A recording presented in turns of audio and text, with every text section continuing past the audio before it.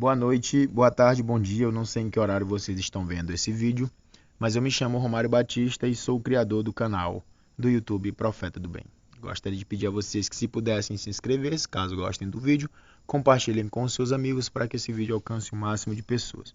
E hoje nós vamos falar sobre um tema que está gerando muito debate no meio cristão. Afinal de contas, o que é a blasfêmia contra o Espírito Santo? O pecado que não tem perdão. Jesus inicia um discurso com relação ao pecado sem perdão, depois de manifestar perante os mestres das sinagogas seu poder e autoridade até mesmo sobre os demônios. Levemos, pois, a passagem de Lucas, capítulo 12, versículo de 8 a 12. E digo-vos que todo aquele que me confessar diante dos homens, também o Filho do Homem o confessará diante dos anjos de Deus. Mas quem me negar diante dos homens será negado diante de Deus. E todo aquele que disser uma palavra contra o Filho do Homem ser-lhe-á perdoada. Mas o que blasfemar contra o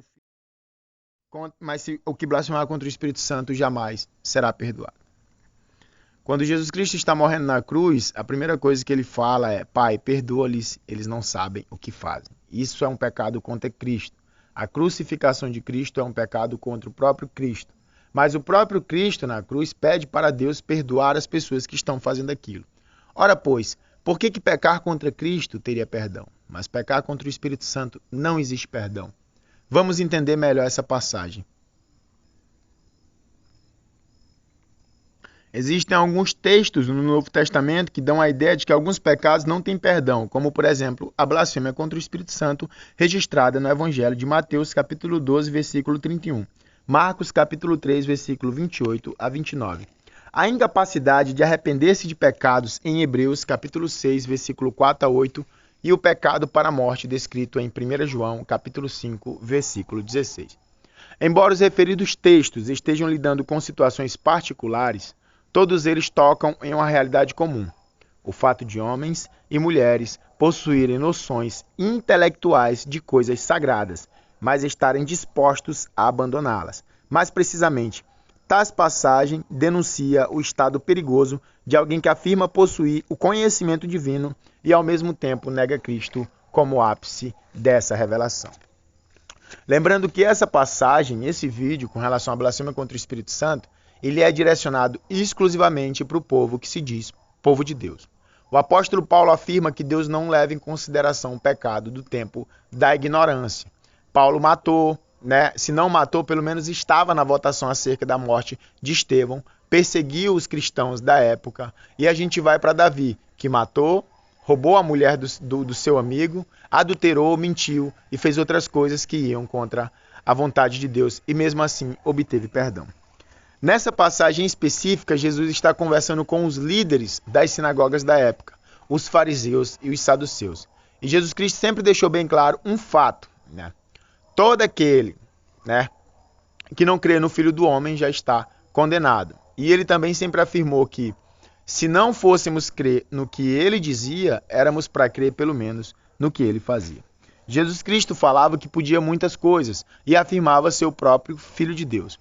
Uma das coisas mais absurdas que Jesus afirmou naquela época foi que tinha poder para ressuscitar os mortos.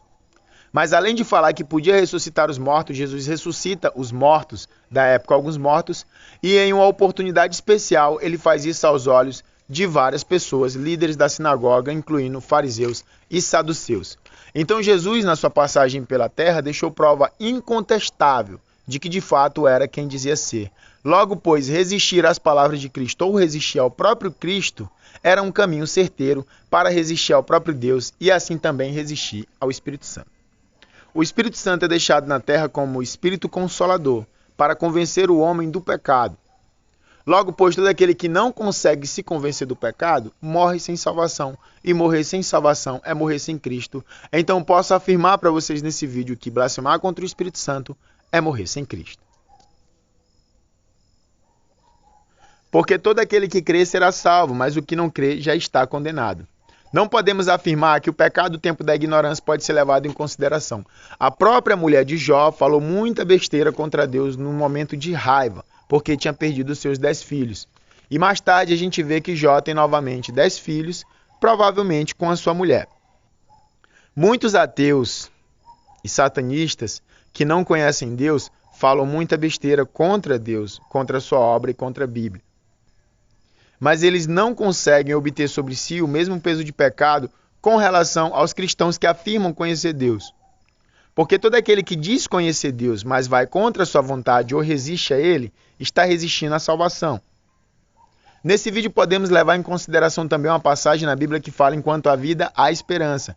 O Espírito Santo de Deus tenta nos convencer em todo o tempo de vida que temos a reconhecer que Cristo é o Salvador do mundo e que a única maneira de ser salvo é lhe obedecendo. Podemos dar um exemplo de uma mãe que ora para que seu filho que apronta alguma coisa na noite não se prejudique. Durante algum furto, esse filho ele escapa de uma situação de morte. E ele sente o Espírito Santo agindo na vida dele. Ele sente aquele sentimento de mudança, o arrependimento, que ele tem que se tornar uma nova pessoa. A ação de Deus na vida dele já está ocorrendo. Mas muitos não valorizam esse tipo de atitude que o Espírito Santo causa, esse tipo de sentimento, e continuam insistindo no que é errado. Insistir no que é errado, mesmo tendo conhecimento da verdade, leva muitas vezes à morte por consequência do próprio pecado. E morrer por consequência do pecado, tendo tido a oportunidade de se arrepender, pode ser considerado também uma blasfêmia contra o Espírito Santo. A blasfêmia contra o Espírito Santo também pode ser vista no meio da apostasia. Todo aquele que conheceu Deus, mas se afastou ao nível de não reconhecer mais Deus como Salvador, ou todo aquele que tenta voltar às antigas práticas, levando em consideração todo o mal e não o bem que foi acrescentado em sua vida, e não dando atenção ao sacrifício de Cristo, pode também cair nesse pecado que não tem perdão. Os maiores exemplos bíblicos que podemos citar com relação a como não ser está nos fariseus. Em primeiro lugar, os evangelhos retratam os fariseus como indivíduos que aparentemente conheciam a Deus, mas negavam Jesus como Messias. Próximo do desfecho do Sermão da Montanha, Jesus alertou seus discípulos que falsos crentes se infiltrariam no meio da igreja. O mestre afirmou que no dia do juízo final, vários exorcistas, profetas e curandeiros se aproximariam dele chamando de Senhor, Senhor. No entanto, tais homens, além de serem condenados eternamente, são descritos por Jesus como pessoas que nunca de fato conheceram. Mateus capítulo 7, versículo 21 a 23. Concluímos a partir dessa passagem que certos indivíduos podem manifestar poderes extraordinários sem que tenham contato genuíno com o Deus e Pai de nosso Senhor Jesus Cristo. A qual categoria Jesus os inclui? Falsos profetas. Nunca foram de fato convertidos a Deus, pois os seus frutos são ruins, apesar de aparentarem espiritualidade. Portanto, ao exortar os fariseus quanto à blasfêmia sem perdão contra o Espírito Santo, Jesus muito provavelmente se referia à apostasia, pois à semelhança dos falsos mestres, os fariseus diziam e aparentavam conhecer a Deus, mas ao negarem o Filho de Deus manifestavam que ainda eram filhos do diabo. João capítulo 8, versículo 44 a 47. Podemos levar em consideração do discurso com relação à blasfêmia contra o Espírito Santo o falso arrependimento. O exemplo de apostasia e afastamento da presença de Deus ao ponto de se tornar impossível se reconciliar é o rei Saul. A gente vê o rei Saul matando todos os profetas e mais tarde ele dobra os seus joelhos invocando o nome do Senhor. Mas não há nele de fato arrependimento, não há nele busca, porque apesar do Espírito Santo ter tentado fazer com que o rei Saul se convertesse, ele conseguiu resistir ao Espírito Santo, fazendo sua própria vontade acima da vontade de Deus, constantemente. O Espírito Santo foi deixado como consolador para tentar nos convencer que algumas atitudes nossas nos afastam de Deus, para nos dar a oportunidade de não morrermos fazendo ou cometendo essas atitudes. Resistir a esse sentimento, resistir a essas oportunidades, é resistir a Deus.